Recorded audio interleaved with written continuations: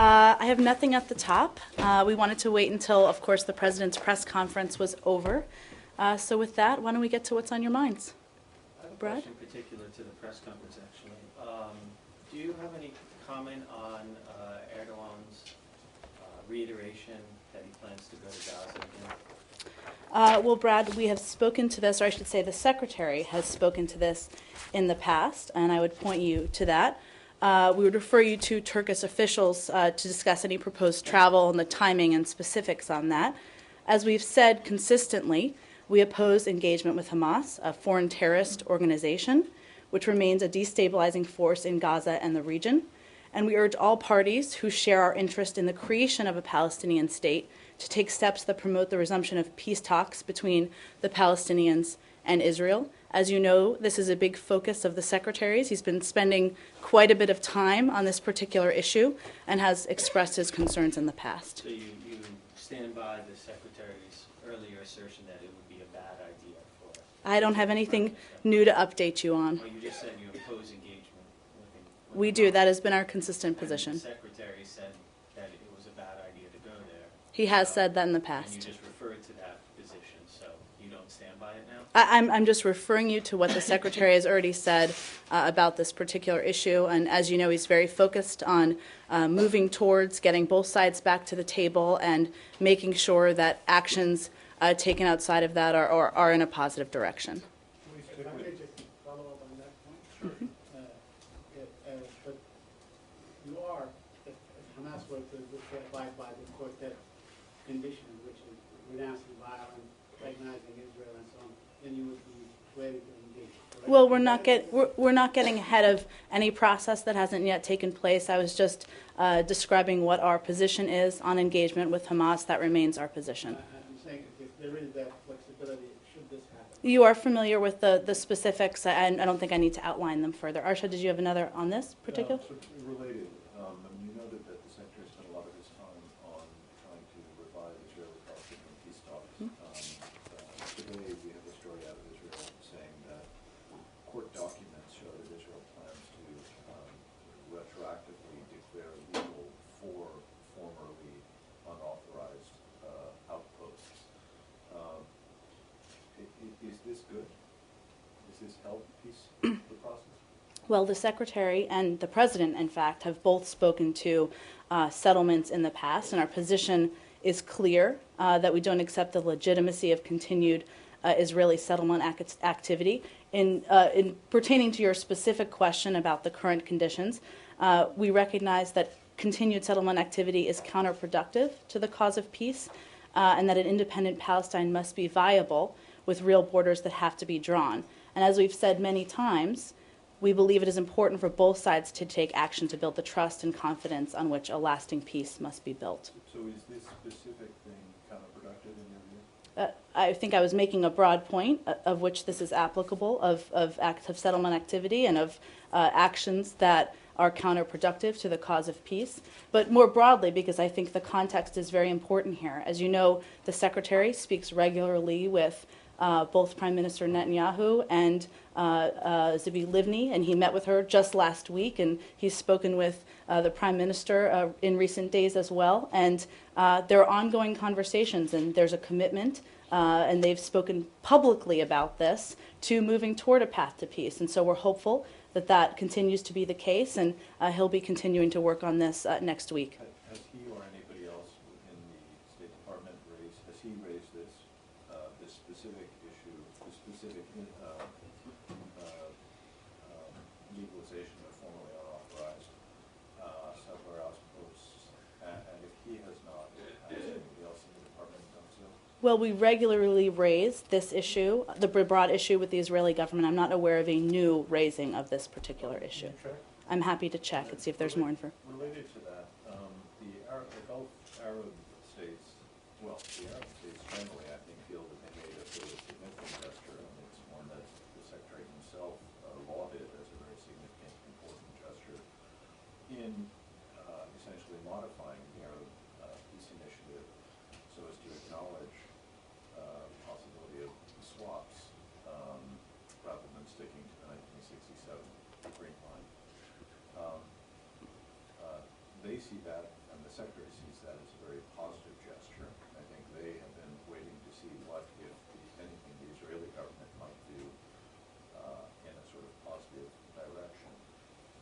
Are you not dismayed that the Israeli government should have chosen to authorize or legalize these settlements, which previously even they themselves had regarded as illegal and unauthorized, right as you're trying to put together peace talks? Well, let's just dial back for a moment just to the events that transpired around the Arab League. It was representatives of the Arab League.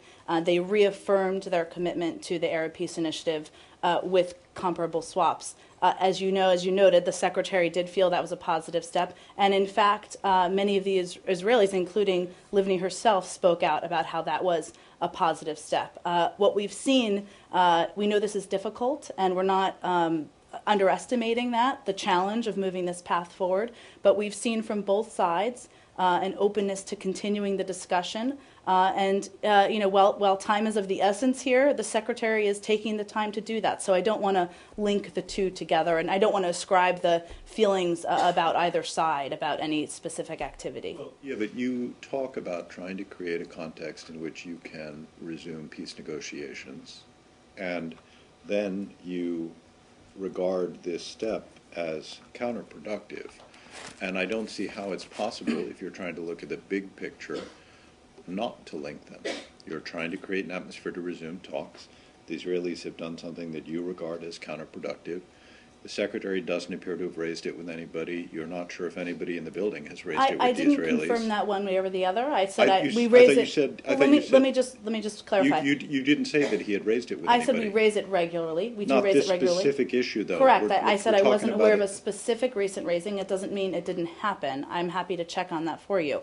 In this case, I mean, as the Secretary, let me go back to just the broader point here, which is that, and the Secretary has said this many times, that it's about both sides agreeing that there are conditions to get back to the table. That's why he's working with both sides and talking to both sides. That is the significance of the steps of the Arab League and their reaffirmation of the Arab Peace Initiative. So what I was saying is I don't want to ascribe for the Palestinian side their emotions or the Israeli side about their emotions. I was conveying that this is a step that we've long said is not conducive to creating an environment, and we feel the same in this case as well. Why could it be perceived that this isn't a show of bad faith on the Israelis' part? Again, I think by saying that this is not a step that's conducive to creating an environment makes that clear. But I think the broader context here of the Secretary's efforts, the efforts by both sides in recent weeks, is important as well, because there's been ongoing discussions, ongoing meetings that are in an effort to move back to the table to have talks. Is there anything that the U.S. is prepared to offer to Israel in exchange for a cessation of the legalization of these and other settlements in the occupied West Bank? I'm not going to get ahead of any conditions or discussions or anything along those lines. It's important to note, and the Secretary has said this himself, that this is a particular issue where he wants the discussions and negotiations and conversations to be private, and specifically in order to preserve the possibility that both sides will come back to the table. So I know there's lots of reports out there, and we will do our best to tell you when they're inaccurate, but we're not going to speculate on what conditions would be. The problem is that you're saying both sides are open to negotiations, and then you're praising the Arabs for this Arab Peace Initiative, and then for the Israelis, you can't point to anything they've done at all that shows an openness to negotiation. Well, I'd refute that, and that what I did say. Show us Okay, what they've done that shows an and I openness don't to want to get ahead of negotiations. Brad again where we are in these discussions. This is still in a preliminary stage. The Secretary has had countless meetings. You've seen the positive comments by many on the Israeli side about the possibility of peace. I was pointing to that, the openness to it. A concrete offer from the Arab world for peace with Israel is the Arab step, and the Israeli step is some people made some comments that peace is nice. That's a real the bold Arab statement. League, Brad, and I know you know this, but they would tell you this too, is not speaking on behalf of the conditions on the Palestinian side. Actually, it was, because the Palestinians are part of the Arab League, and they endorsed that proposal as well. They were not laying They were out. in the delegation They were not there. laying out a negotiating proposal on behalf. I think they would disagree. That is a firm proposal That is a peace proposal. That's not, the flowery language of peace is good. Where do you get that that's not a negotiating position? I'm ascribing the fact that both sides, the Israelis and the Palestinians, need to convey with each other what their conditions are. Many of them have been publicly stated. The reason why we felt the Arab Peace Initiative was, so let me go back to this point, significant is because it affirmed for both sides that if they did come to an agreement, that they would be supportive, all of these Arab countries would be supportive of those efforts. But it wasn't conveying this is exactly where the negotiation will go. Back to the original question, what concretely has Israel done to show its openness to negotiations and its commitment to peace in recent I would times? send you to the Israelis to talk to them about their openness. What I pointed to, Brad, was public statements that have been made by a number of officials about the openness to the possibility of a peace. So we can't say they're open. We can say just that they say they're open. Correct? Again, I think you should speak to them. I was pointing to public comments that were made. Can I follow on two things here? Just a moment ago, you said you would do your best to identify where reports about the peace initiative are inaccurate. So is it inaccurate, are the reports inaccurate that there was an agreement or an understanding between Secretary Kerry and the Israelis not to have any new settlement approvals or anything new other than the things that were already in train while these initial steps to restart talks were happening? And then secondly, I'm sorry to jump around, but just back quickly on Erdogan and Gaza, will the Secretary raise his previous opposition to the Gaza visit when he sees the President this afternoon? Well, let me take your first one first in proper order. What I also said is that the Secretary wants to keep his private conversations and private discussions private. And any, discussion about what he has or hasn't discussed is applicable to that. And in terms of different reports, I was referring to, there's been broad reports out there about, all sorts of things. I wish I had a specific example for you. But more importantly, he wants to keep his discussions private. And from here and in general, I don't think we're going to be in a case of confirming or denying any specific agreement that was or wasn't discussed. On your second question, in terms of whether he has raised this issue in the past, he does have a meeting later this afternoon with Foreign Minister Davutoglu, and it will be on a range of topics, so I can't tell you yet what will be discussed in that meeting. Jen, can I ask also if you're trying to steer us clear of inaccurate reporting? There's some reports out in a Palestinian online journal today that they're hoping that the Palestinians are saying that Secretary Kerry has said that they're hoping to resume the talks in June. Is that a timetable that fits in with your understanding of where we're going on this? I haven't seen the ones today. I have seen recent reports about a deadline specific. I can tell you affirmatively that the Secretary has not set a deadline publicly or privately. His focus is on getting this right and on both sides working it out between each other, and that's why he's taking the time to spend so much time with both parties. And on a June restart, is that something you think is feasible?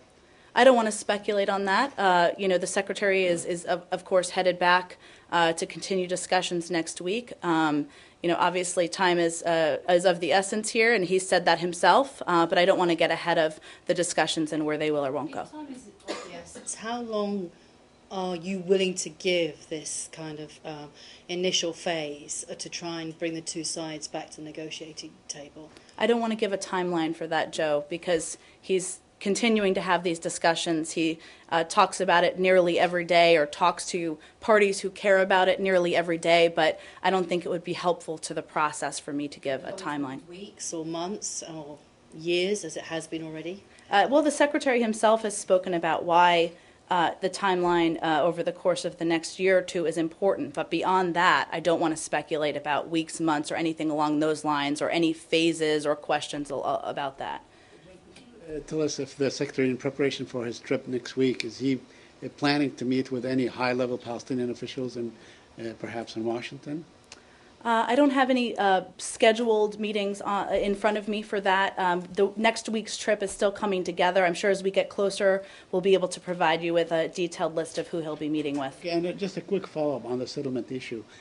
Since the meeting in Europe last week, and there was a lot of rumors about the cessation of settlement activities. In fact, the Israelis announced expansion just last Monday.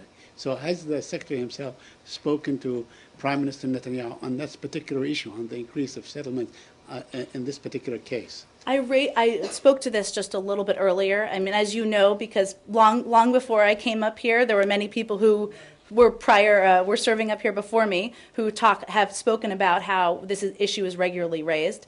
It's the case here. I don't have anything new to tell you about a recent conversation. Go ahead, Joe. Another subject. Mm-hmm.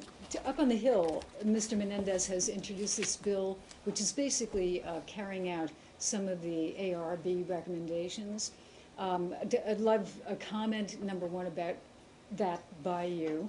And then also, why the president today went out of his way to mention this in the Rose Garden.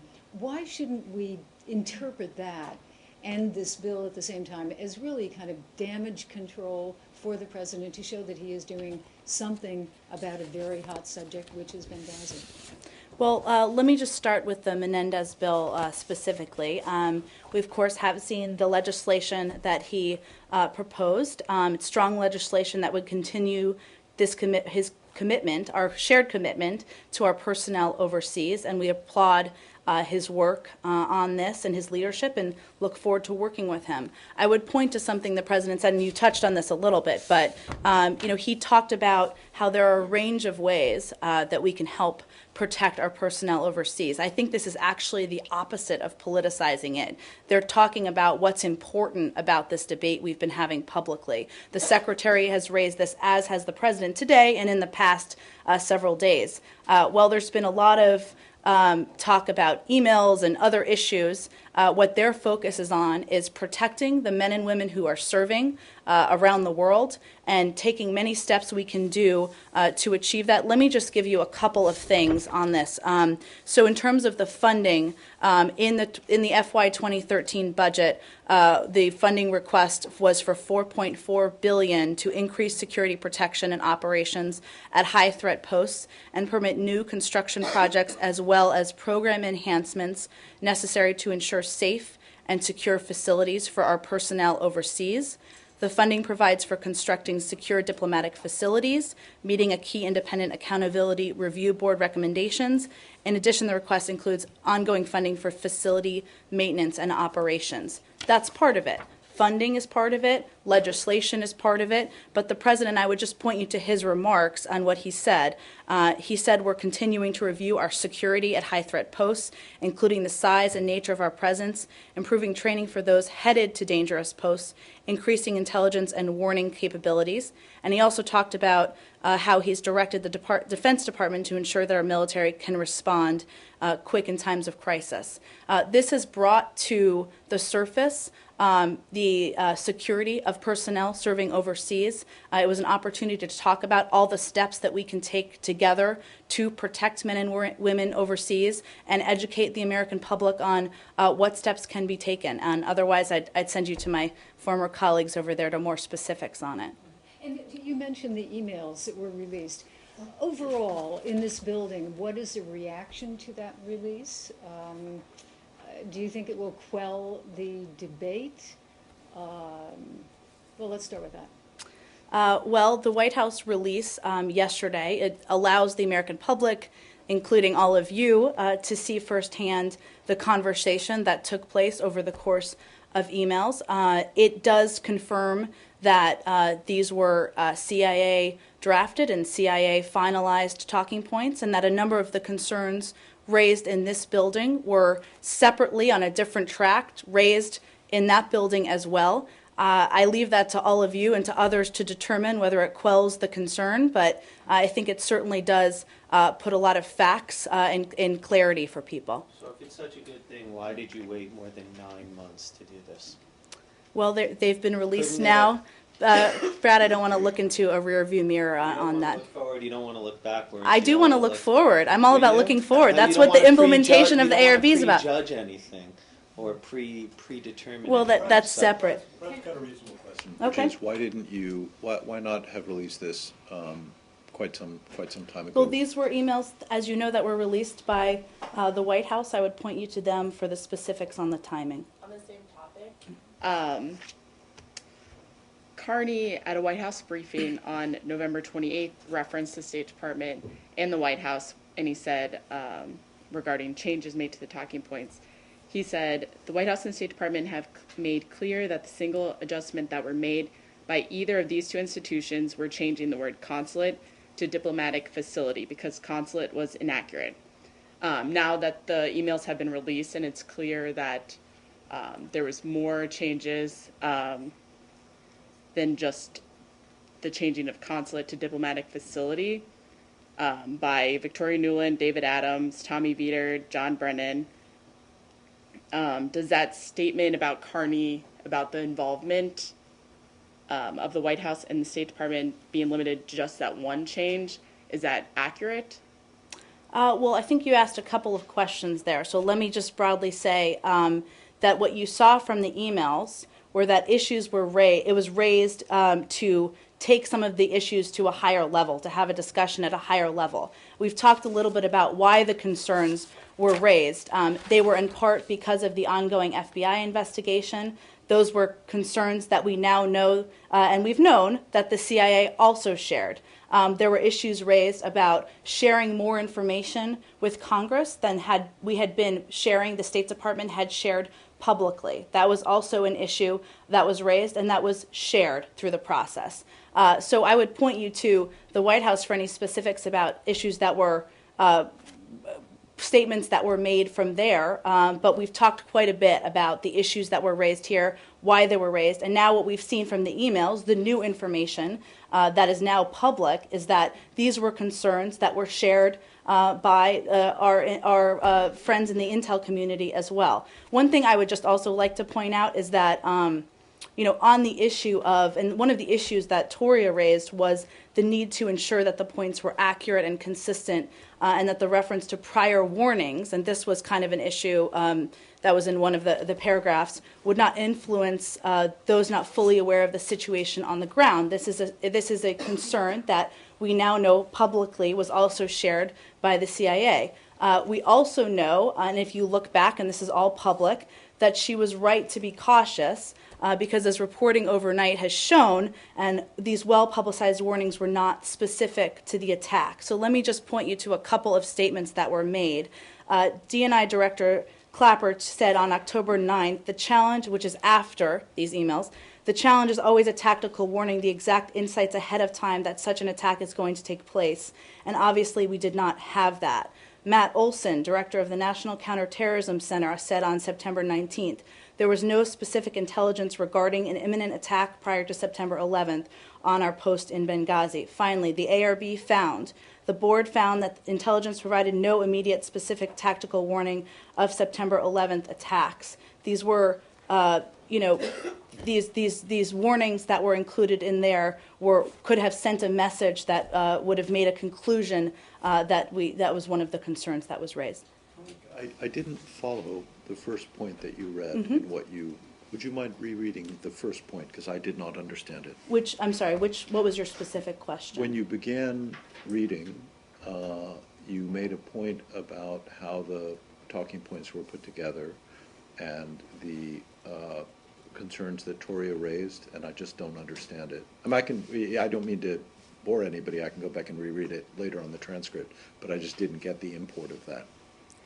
I'm happy to repeat what I said. I think the larger point here is that we learned from the release of all of the emails that the concerns that were expressed from this building were shared separately and independently by the CIA and the intel community. And that's what's kind of been new in the reporting here. Can we go back to something that was raised the other day, which is why it is intrinsically reasonable to raise a question about telling Congress more than you've told the American people when the government does at times do just that, most recently in the letter about the varying degrees of confidence in the intelligence community that chemical weapons have indeed been used by the Syrian government. Well, I would warn you against linking the two. Obviously, they're very separate situations. This was a very fluid situation, as we all remember. This was just a couple of days after these tragic events. The information was very fluid. As we know from looking back and from the statements I just read, a lot of the information was inaccurate. The question was not about whether we should release information. In fact, at some point in the emails, Toria actually said she would need more points for the podium to explain it and to explain that. But you know, when you provide points, and this is just a process sort of issue, when you provide guidance or talking points and you yourself, the administration, is not explaining it to the American people or explaining it from the administration, you leave open the option for analysis or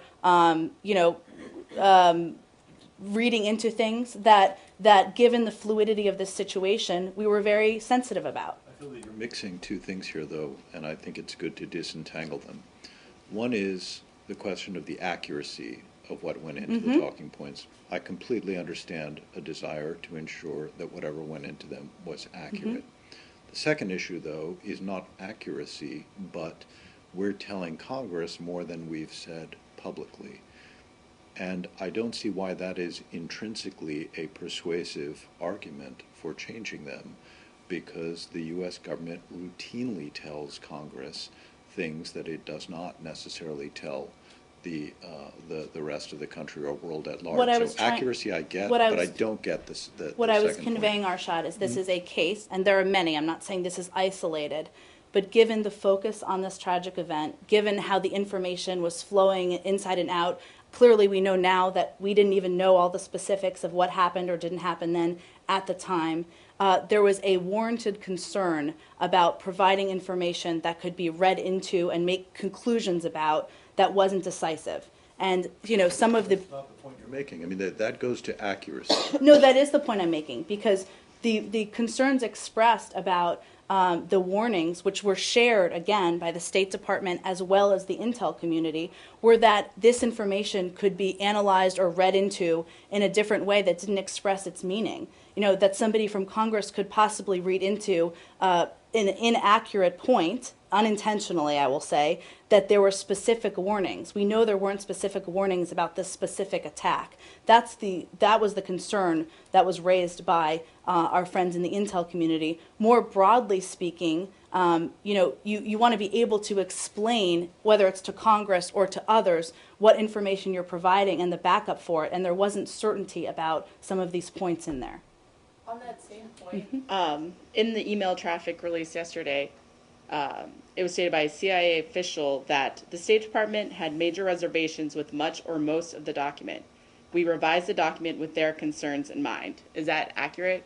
Again, and I think I touched on this with your previous question, one of the pieces that has been now reported out in today, off of yesterday, the release of the emails and the briefings that have taken place, is that the deputy director of the CIA shared the concerns separately that were raised from many in this building, and was the person who ultimately finalized those talking points. So those decisions were again made by the intel community. But his boss disagreed in that email trail. And said it was... You would have to speak to them over there about that, and I encourage you to reach out to them to discuss it. Goyle? New subject?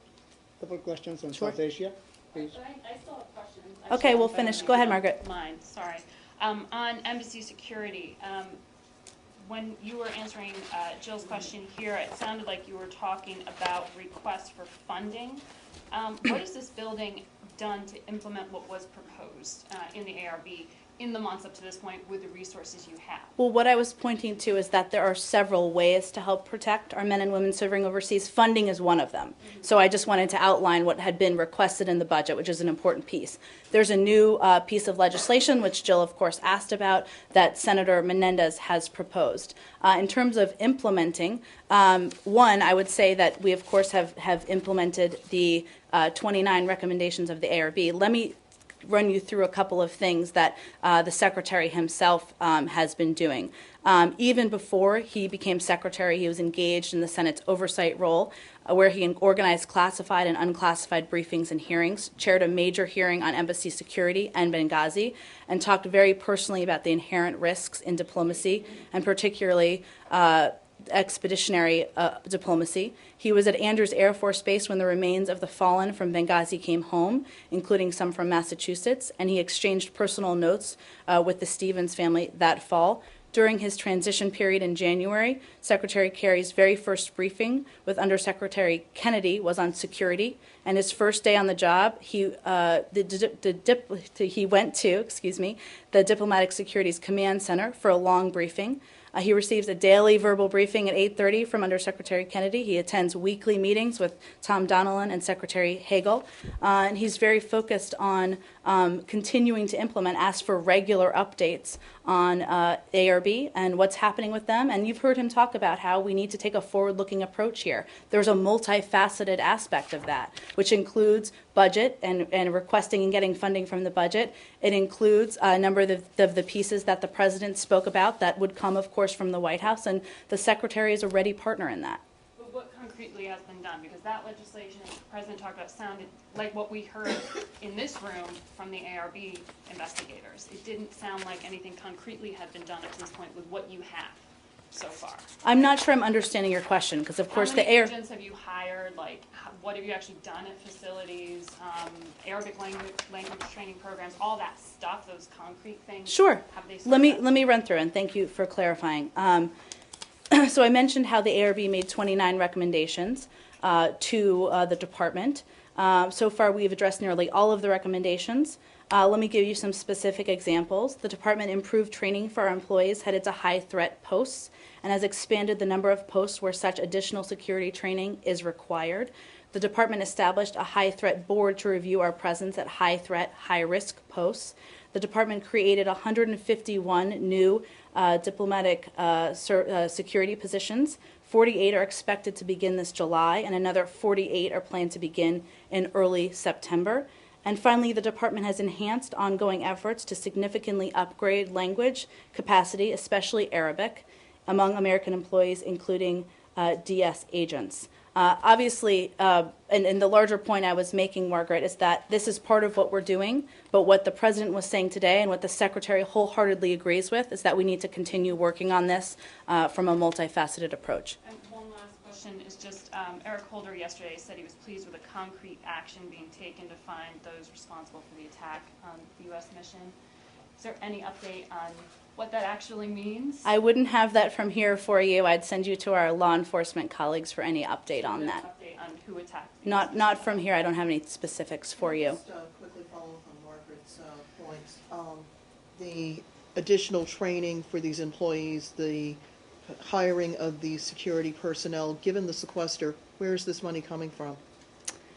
That's a good question. I'm happy to take that question and get you some Yeah. specifics on the funding. Yeah, Obviously, please. there's new funding that will be implemented, hopefully over the course of time, but we'll get you something, or everybody back something on that. Okay, great, thank you.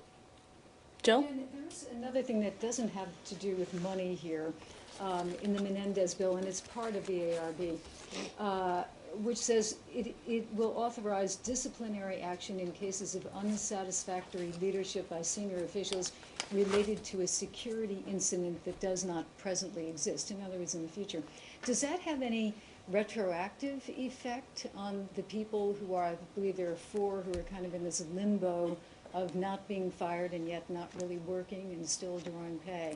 Well, you'd have to ask Senator Menendez the specifics of his legislation, but let me give you a kind of an update, or just tell you give you a response on your specific question.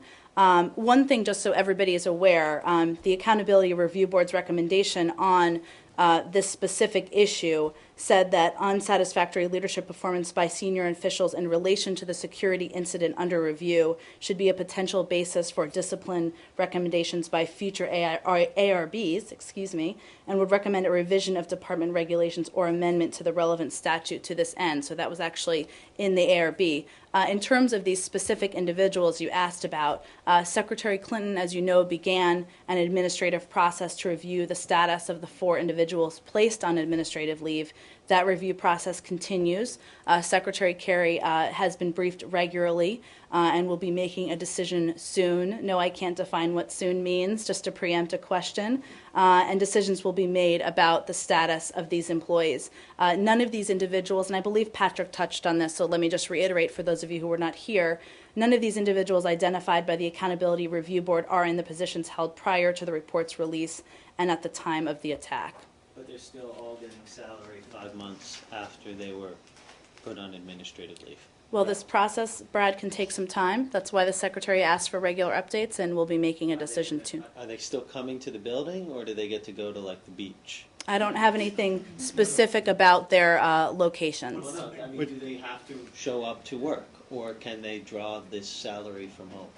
I'm not familiar. I don't have in front of me their specific roles. I'll take a look and see if there's anything more specific I can get back to you. Yeah, there was something I didn't understand about that. You said none of the 4 individuals concerned are now in their prior roles, and you've also said that they're on administrative leave, and I think it might be useful to understand whether they have taken up other roles or whether they are on administrative leave and therefore are not actually working. Let me take a closer look and see what else I can share with you in response to that question.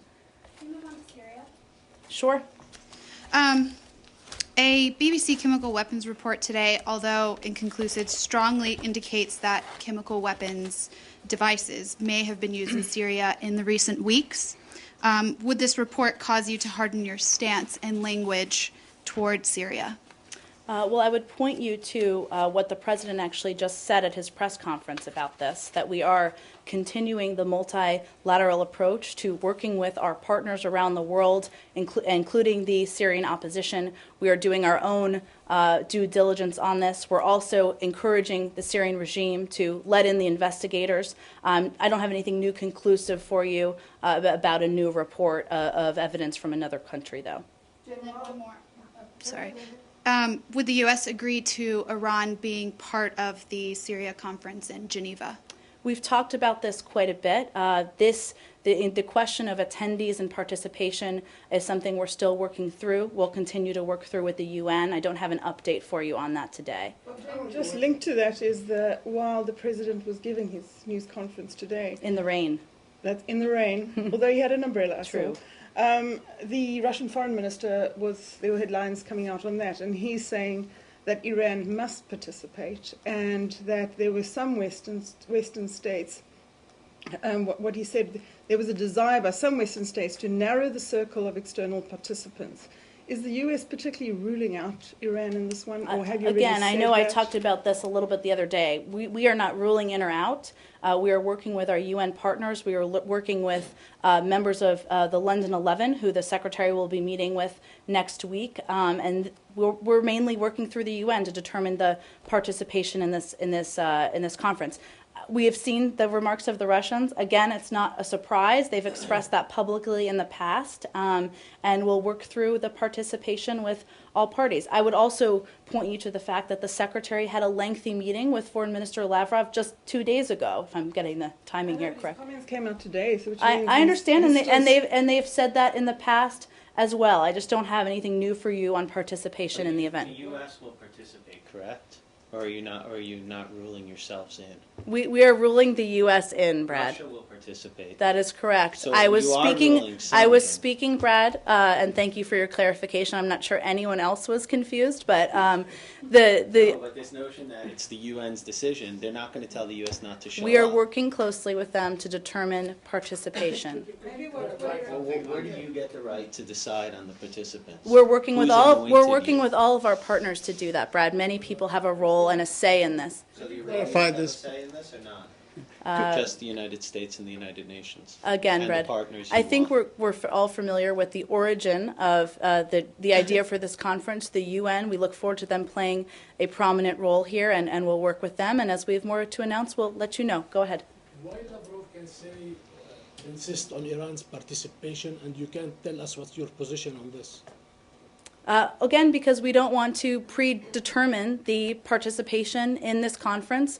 The goal here, which is very important to remind everyone of, is to get both sides back to the table to work toward a path toward a political transition. So when we have more to say on who will participate, we're happy to share that with all of you. Does this position imply that you may accept Iran to participate? I'm not ruling. I wouldn't rule. I mean, I wouldn't evaluate what I'm saying one way or the other. Jill? Are the U.S. willing to put on the table the idea of having Assad stay in a ceremonial role as president until at some point in 2014 as one of the potential agenda items? Well, we have not. Again, the agenda is part of what we'll work through with the UN, but our position on that particular issue has been very clear, that Assad must go. We wish it was long ago, but it still is a case we're working and pressing toward. It's up to the Syrian people to determine the timeline and the path of that. But shouldn't that be an issue that should be discussed? I mean, having, how someone leaves office, that you start to get down into the process. If this is what it would take in order to stop the slaughter, shouldn't that be on the table? I'm certain there will be a robust discussion about what should be on the agenda that's taking place now. Let me just run through it for you. I think everybody has this, but also so everybody's aware of all the pieces. As everybody knows, the Secretary just returned from Sweden, where he had a lengthy meeting with Foreign Minister Lavrov focused on planning ahead. Today, the P3 political directors are meeting here to discuss a range of Middle East issues, including preparation for the upcoming Geneva II conference. Next week, the Secretary will be participating in a meeting in Jordan with the London 11. And separately, as you've all seen, there is a meeting of the Syrian opposition of the SOC in Istanbul. This meeting has a general assembly meeting. It has a broad agenda, including expanding membership, and they will certainly, as they've said publicly, be discussing this conference there as well. P3 political directors being? That would be the UK, France, and the United States. Explain to us how you're saying that you are working on this.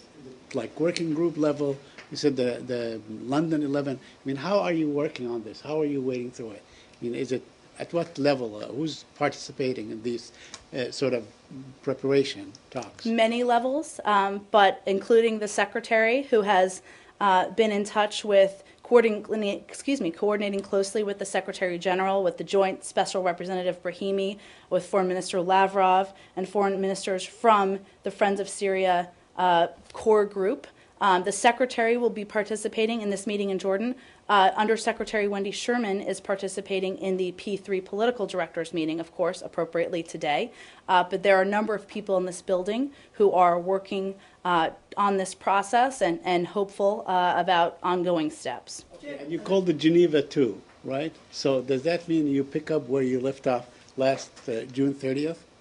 Well, again, the agenda is still being discussed. This is building on Geneva I. A lot has happened since then, including our doubling of aid and efforts we have made to work with the Syrian opposition and with the SMC. So I'm not going to prejudge the agenda for this meeting.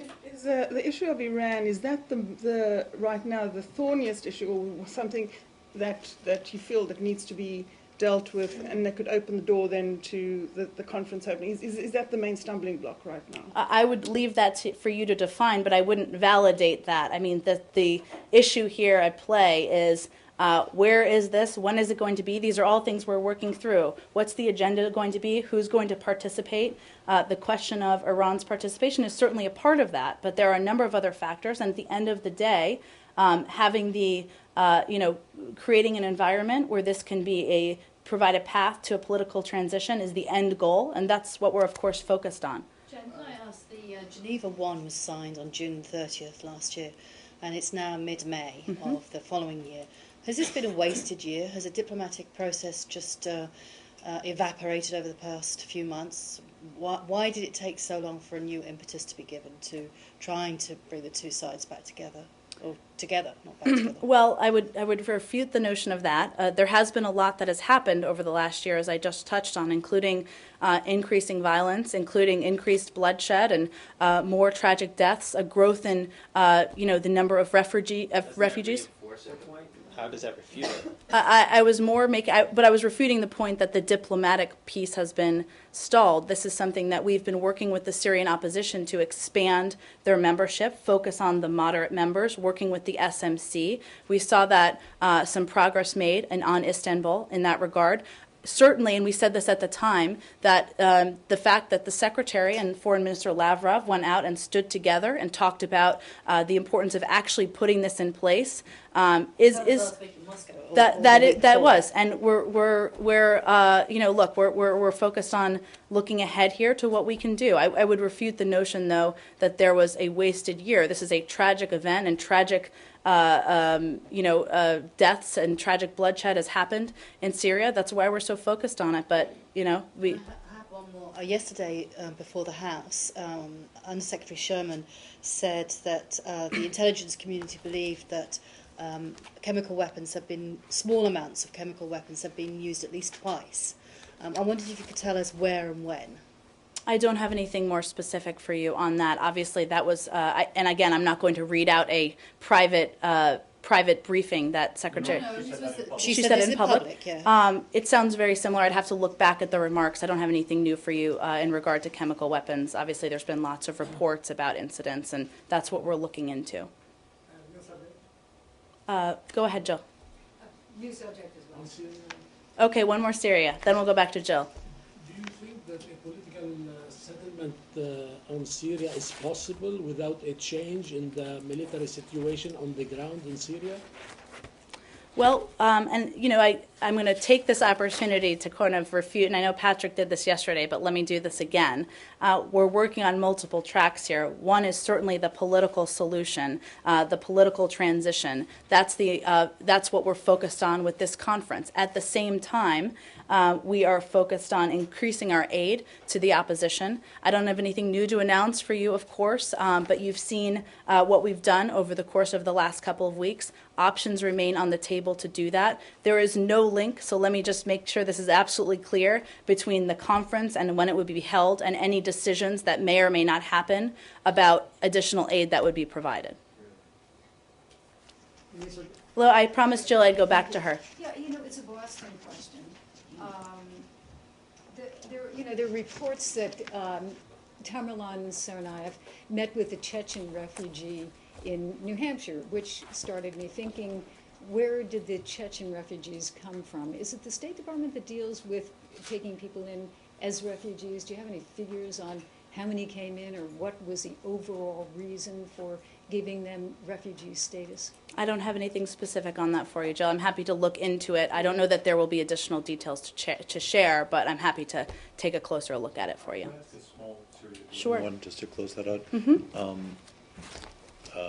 I believe we have had reports suggesting that the London 11 meeting in Jordan will take place on the 21st. Does that sound right? Or do you yet have a date that you can tell us for that meeting? I don't yet, and we would certainly leave it to our friends in Jordan to announce. It will be next week, so I expect we'll have details in the short term. Go ahead, Goyal. Thank you.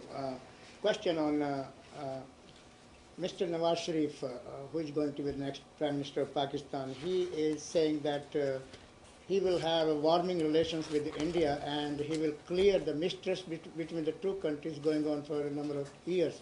My question is, what role do you think U.S. will play in this new India-Pakistan relations, and of course also U.S. is strangled? Well, Goyal, we talked about this a little bit the other day. We've seen those reports, and I would point you to the fact that Mr. Sharif also said he's looking forward to working with the U.S. on our relationship. But in terms of the scope and how a developing relationship with Pakistan and India would take place, that would be up to those two parties to work out amongst themselves. And also, as far as his ceremony is concerned, is U.S. sending anybody for his ceremony? And also, if Secretary is going to be in the region anytime soon? I don't have any update for you on either one, no scheduling announcements or any announcements on anyone attending, but I'm happy to look into it for you. Why don't we go to the back? You've been very patient. Hi, my name is Takashi from Japanese newspaper Asahi. Osaka City Mayor Hashimoto recently made a comment on the so-called comfort women issue, arguing that even though it is unacceptable from the modern perspective of value, but the comfort women were necessary during the war period. And he also argued that it is not fair that only Japan is criticized by the United States and other countries because there are other country military that were provided sexual service by prostitute. And do U.S. has any position on his comment or criticism against the United States? We have seen, of course, those comments. Mayor Hashimoto's comments were outrageous and offensive. As the United States has stated previously, what happened in that era to these women who were trafficked for sexual purposes is deplorable and clearly a grave human rights violation of enormous proportions. We extend, again, our sincere and deep sympathy to the victims, and we hope that Japan will continue to work with its neighbors to address this and other issues arising from the past and cultivate relationships that allow them to move forward. Can you describe this issue, sex slave or comfort woman? Again, I don't know that I'm going to define it. You kind of laid out the specific details there, and we have described this issue in the past as comfort women. Go ahead in the back. It's about Taiwan and Philippines. So yesterday in Manila, American ambassador to the Philippines, Harry Thomas, talked to the reporters and expressed confidence that the two sides will work together and these things will be resolved through negotiation. And he said, we applaud the Philippines' expression of regret over this incident. So do you consider that his statement represents the position of the U.S.? Well, we've talked about this quite a bit over the last couple of days before I went to Sweden, while I was in Sweden. And, we've expressed, of course, our regret for the death of this individual. We continue to urge both parties to ensure to work together and to ensure maritime safety and refrain from actions that could further escalate tensions. But it is up for the people of the Philippines and Taiwan Authority to determine the steps moving forward. Follow up here. The Philippines expression of the regret? That is not for us to define from here. Go ahead. Jen, here's something that Patrick said yesterday. He said the U.S. welcomes the Philippine government's pledge to conduct thorough and expeditious investigation into the incident and cooperate promptly and fully with the Taiwanese investigators. The fact of the matter is, when the Taiwanese investigators arrived in Manila, there was no government official there to receive them. There was no meetings scheduled, and the Justice Secretary even rejected the idea of a joint investigation. What is your comment on this? The shifting positions of the Philippine government, which actually enraged a lot of the people in Taiwan. Well, I have not seen those reports you're referencing. I know Patrick said this yesterday.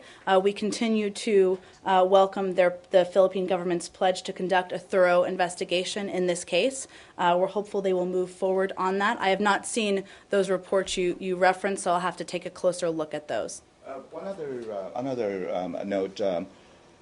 Would you urge the Philippine government to actually cooperate with Taiwanese investigators? Would you urge them to conduct a joint investigation with their Taiwanese colleagues? Another question I have here before we move to another people. Taiwan has sent warships and patrol boats to the areas of the incident to actually escort and protect its fishing boats. How do you, is the U.S. notified of this in advance? How do you see that? Well, we are aware that the Taiwan Navy and Taiwan Coast Guard conducted an exercise south of Taiwan today. Questions about the conduct of that exercise would, of course, be appropriately directed to Taiwan authorities. And Patrick did say this yesterday as well, but we urge both Taiwan and the Philippines to exercise restraint and address the events of last week and take steps to minimize the likelihood of future confrontations. Joint investigation, Philippine and Taiwanese. I don't want to speculate. Again, the Philippines have said, Philippine government, I should say, has pledged to conduct a thorough and expeditious investigation, and we encourage them to do so. And when an American dies potentially hostile incident abroad, you often ask for joint investigations or collaboration with the FBI. Why should other countries not expect the same? Again, Brad, the Philippine government is conducting an investigation. We encourage them to do so. I don't think I'm going to foray into this any further today. Back to Japan? Yeah, I want to a visit by a Japanese advisor to North Korea today. Do you know the nature of those talks? Do you think it would be helpful? Japan is also talking about that this could be about payment for abductees from more than a decade ago. Do you think that that payment could undermine the Allied front against Pyongyang?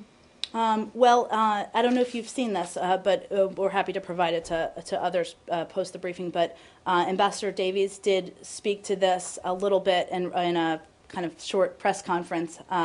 He addressed this a bit, and I would point you to comments he made. I can't speculate on the purpose of that visit. I know that he will be discussing that further with his counterparts in Japan. On the issue of abductions, of course, we take that very seriously. We've continuously raised this issue with the North Korean authorities, and we stand firmly with Japan as it seeks to resolve that issue. But his meetings are ongoing, Ambassador Davies, that is, in Japan today and tomorrow, and I know that he said that he expects to continue discussing this in that time period. Would you see this as helpful towards resolving, the tensions with North Korea?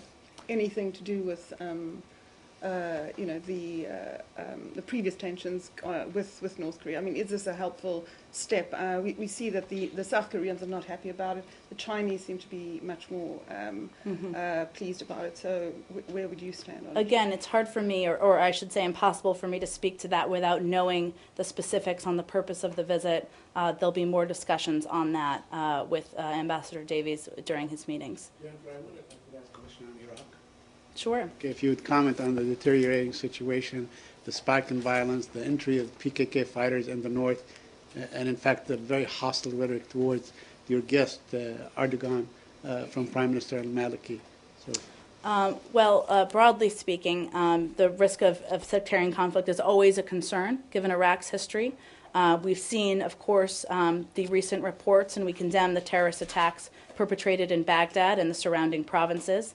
This deliberate targeting of innocent people and particular sects in an effort to sow instability and division is reprehensible, and our condolences go out to the victims of these attacks and their families.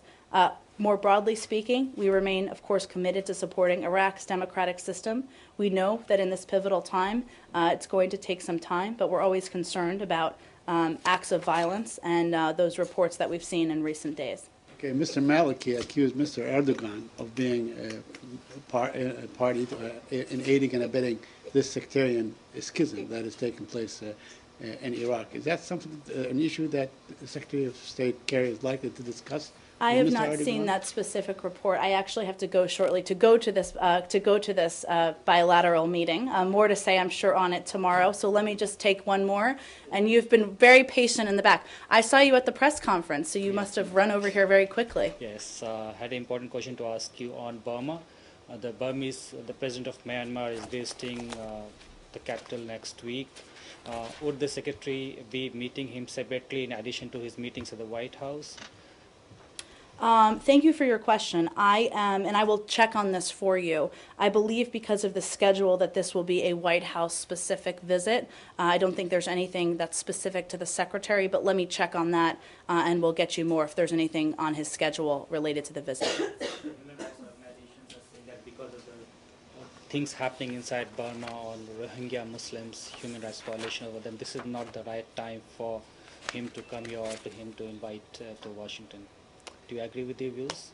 Well, again, we all know the history of Burma. They've made a number of positive reforms in recent years. We all know that previous secretary was there. The president was recently there. They've recently released over 850 political prisoners. They've eased restrictions on the media and increasingly respect freedoms of expression, assembly, and movement. But this is obviously an ongoing discussion. I'm sure it will be part of the visit when the president comes next week, and I would refer you to the White House for more specifics on that. Thank you, everyone. Sure, go ahead. Just from earlier when you said that Newland didn't want to prejudice the investigation, but then a CIA official wrote back to Newland that the FBI did not have major concerns with the talking points. And then Newland responded at 9:23 p.m. that night, saying that members of what she called my building's leadership are consulting with NSS. Who from this building consulted with NSS over the talking points at 9 p.m. that night? And can we expect any kind of release of those documents with those conversations? Well, the emails have been released, all of the emails as I understand it. The most important point here is that the concerns shared, and we saw this from reporting overnight from briefings as well as from the emails, the concerns expressed by Toria were shared separately by the CIA. They were ultimately had the pen on these talking points and made the call on what should be included in them. Thank you, everyone. I understand, but these were CIA talking points. Right. They made the call on what would not prejudice an investigation. They expressed similar concerns, and they made adjustments accordingly. But I would point you to them for further clarification. What role does Newland have currently?